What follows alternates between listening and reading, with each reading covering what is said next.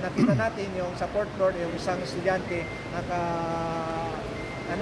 patay na, and then yung isa pumunta tayo sa fifth floor at nakita natin patay din. So upon observation and verification, confirmation from the PNP, the first victim sa fourth floor, tapos yung shooter pumunta sa fifth floor, and doon siya nag-discriminate.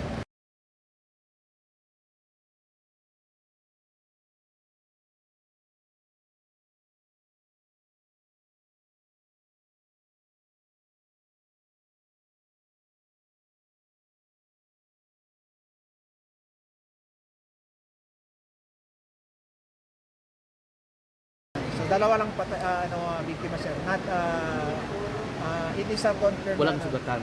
May sugatan na siguro dito, pero yung mga nataranta yung mga estudyante, kaya nakita natin sa mga ambulansya may mga estudyante pa rin. So most likely sa